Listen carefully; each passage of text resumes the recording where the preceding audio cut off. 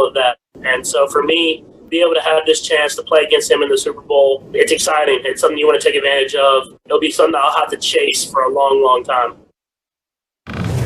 He knows, and I love that he's not shying away from that storyline. Ryan Clark, what is at stake for Patrick Mahomes on Sunday? I mean, first of all, this is a compliment to Patrick Mahomes. The fact that people have built this game up as the GOAT and maybe a guy who possibly has an opportunity to one day surpass him in only his third year of starting, if that's Patrick Mahomes, it's a compliment to him. But it's also Patrick Mahomes telling the truth. This is like anybody who ever played basketball after the 90s who says that they enjoyed watching Michael Jordan play. They to match the greatness that Michael Jordan displayed. That's who Tom Brady is to the sport of football. And so for Patrick Mahomes to get this opportunity to not only be in the same game as the greatest quarterback of all time, but have an opportunity to beat him, to put that on his resume, and already a resume that we already feel is better than we've ever seen from a 3-year starter. To have Tom Brady, to have that opposition, to have the opportunity to beat him. And if you have a ring over Tom Brady, I think he is well on his way to surpassing him if he continues on a trajectory that he's already on. I agree with all of that. And yet, Dan Orlovsky, as you and I were talking about this morning before we came on the air, it's not Brady that Mahomes needs to worry about on Sunday. He is going to have his hands full considering his offensive line and the pass rush that Tampa Bay is going to bring. Yeah, Green, I think first of all, people need to understand Kansas City's offensive line is not very good. And it's not because of a talent thing. It's just they've been decimated by injuries. Their offensive line has been suspect all year. And now both tackles have big-time issues.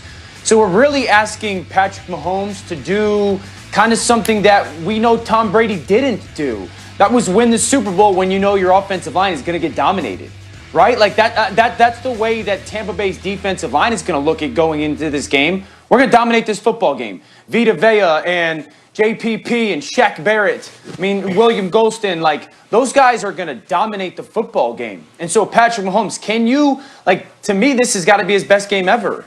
It's going to be so hard. And Tom Brady, those Super Bowl losses that we often reference, how did Tom lose? Well, the front four got after him. The front four in Tampa Bay will get after Patrick.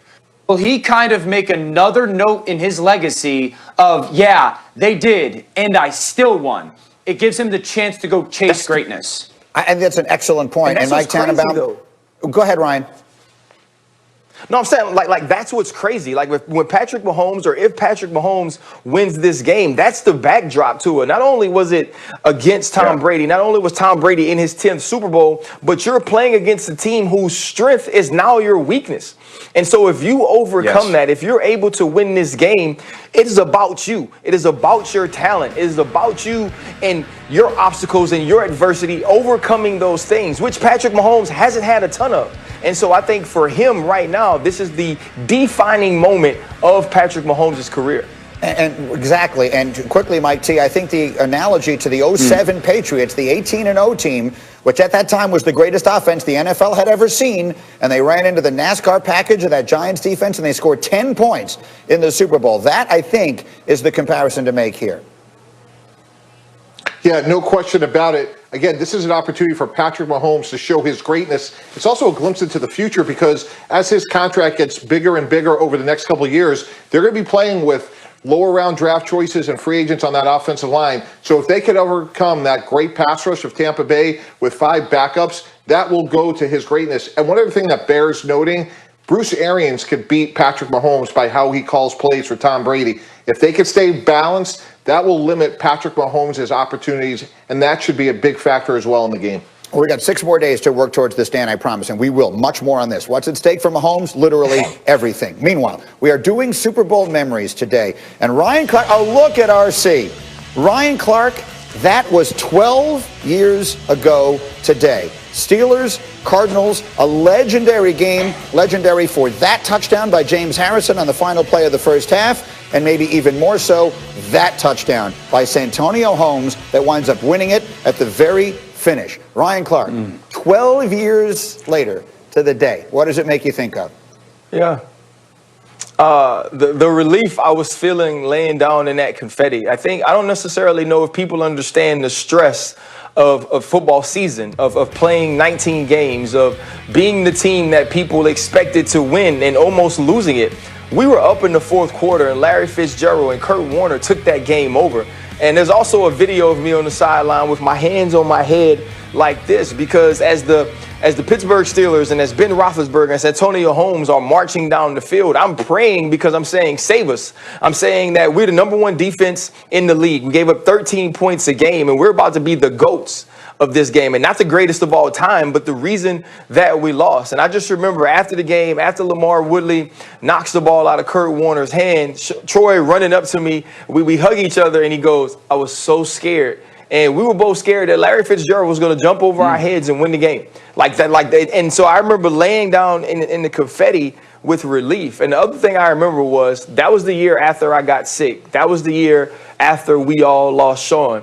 And I remember playing the first game against the Houston Texans, and I can run through each game that season. And I remember how important every single play was. And so when finally winning the Super Bowl, it put into perspective that you can deal with things, you can go through different obstacles, different adversity, but if you got the right people around you, the right people taking care of you, the right people supporting you, more importantly, if you're on the field with the right people, that you can accomplish things no matter what you come up against. And that was one of the most amazing moments of my life, and obviously the best moment of my career.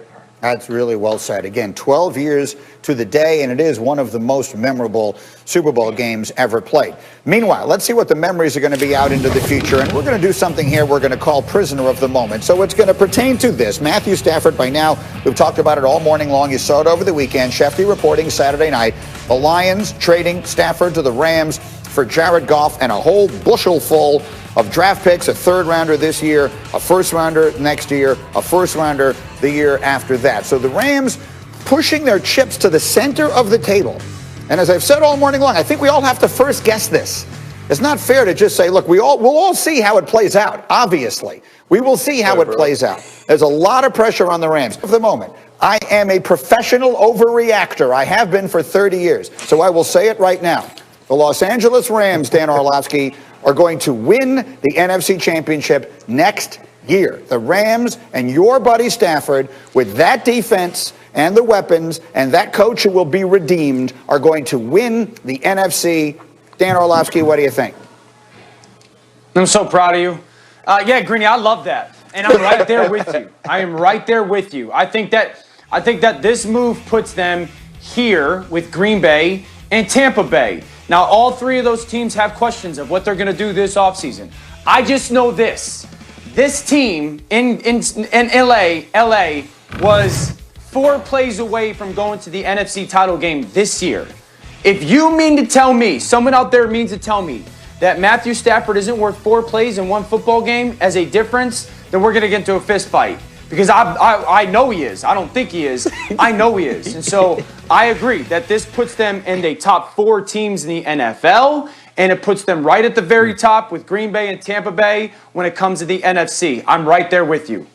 Brian Clark, that defense, and you were just talking about playing on the #1 defense in the sport and riding it all the way to a championship. I don't know that these guys are as good as your team was 12 years ago, but they're really good. Are. And I think that, no, okay, fair enough. I would never expect you to say otherwise. But they've got Aaron Donald, and they've got Jalen Ramsey, and they've got Leonard Floyd, and they've got a good